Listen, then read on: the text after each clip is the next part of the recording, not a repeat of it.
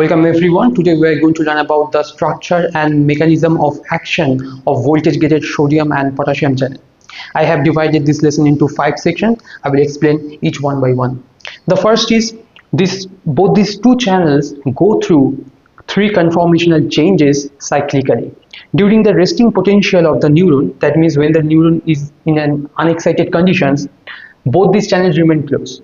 And when the voltage changes, like during the depolarization or repolarization, these channels open and very quickly they become inactive and then it becomes closed again. Now from these cyclical changes, 3 questions arises. The first is how these two channels sense the voltage change during this action potential. Okay, this is very important. That's why they are called voltage gated. How they sense the change in voltage.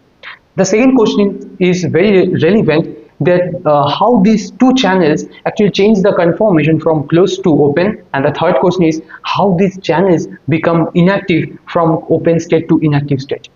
So to understand these 3 questions, we have to know the molecular structure of these channel proteins.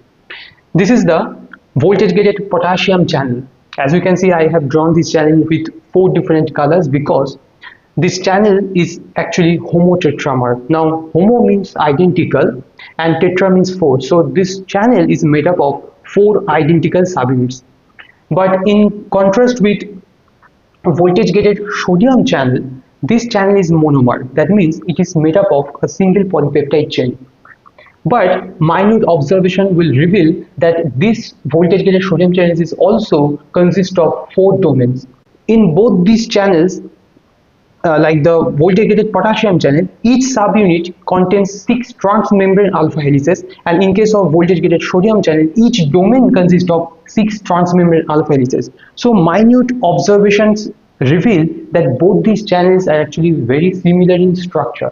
Okay, so both these subunits and domains consist of 6 transmembrane alpha helices. We call it S1 to S6, and the S1 to S4, this 4 alpha helix is called the voltage sensor, and among them S4 is the primary sensor because of the presence of many positively charged amino acids like arginine and lysine. The first questions that I have actually asked, that how these channels sense the changes in voltage because of the presence of voltage sensors S1 to S4 alpha helices, and primarily the S4, that is the primary sensor in both these voltage gated potassium and voltage gated sodium channels. And the S5 and S6, and in between there is a P loop present, makes the port domain. Okay, remember this. Specifically the P loop makes the selectivity filter. And what is selectivity filter? Because we know that through the voltage gated potassium channel only potassium ions move, no other ions will move, and the same is true for voltage gated sodium channel. So this is called selectivity.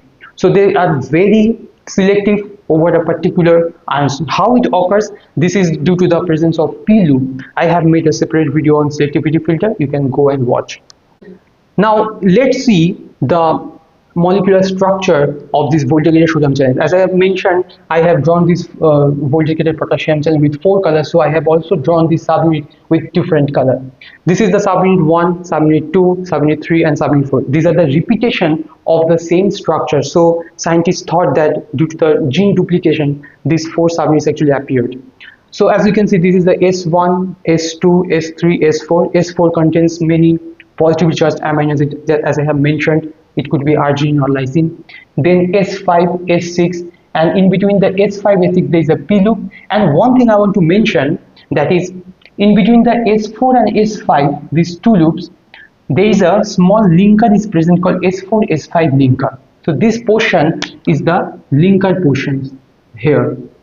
And in case of voltage gated potassium channels, each and every subunit contains one segment that is called inactivating segment. This is very important. Inactivating segment. Okay. So each and every subunit contains inactivating segment that is attached with S1. This is the voltage gated potassium channel. They made up of 4 subunits. But in case of voltage gated sodium channels, the 4 domains are actually attached, so it is a single polypeptide chain. chain.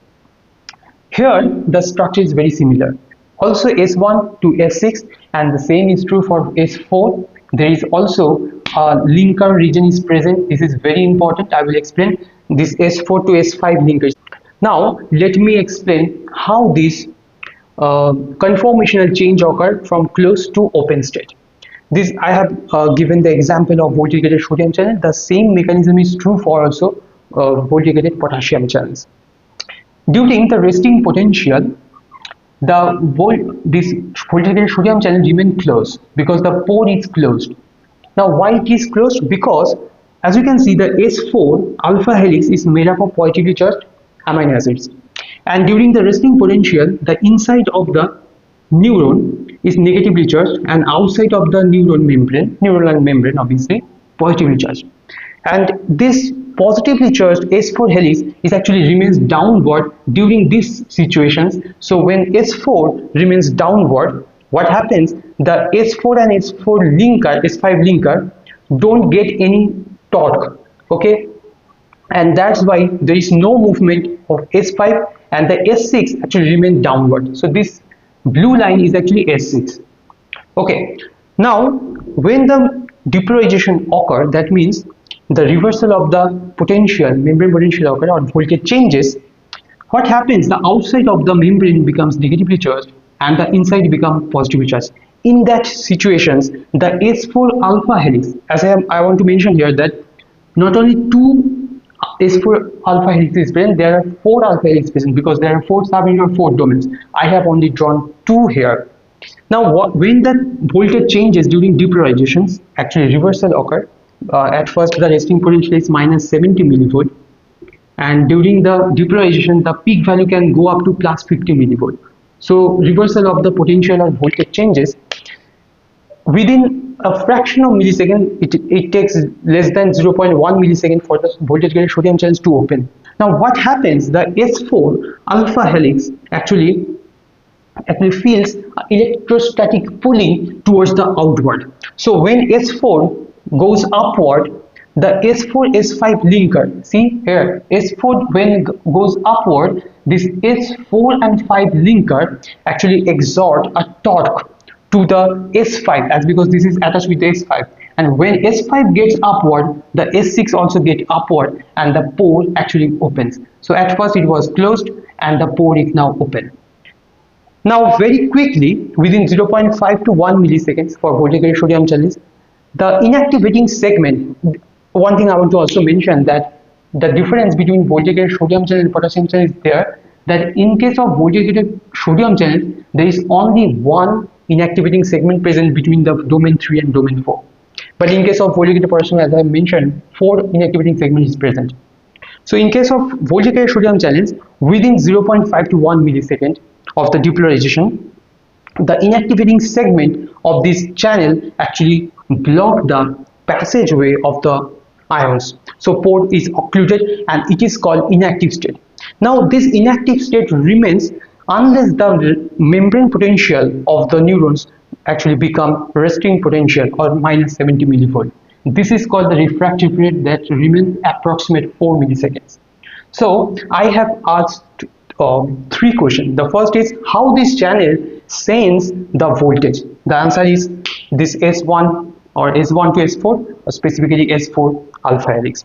The second question is how these channels change the conformation from closed to open state. Because of the upward movement of S4, it generates a torque in the S4 S5 linker, then S5 moves upward, S6 moves upward, the channel becomes open. And how the channels become inactive due to the presence of inactivating segment. Here in case of voltage gated sodium channel is 1 and here 4 inactivating segment present. This inactivating segment will block the pore and it actually occludes it and it remains inactive. In case of voltage gated potassium channels, only one among the 4, only one inactivating segment actually block the pore segment.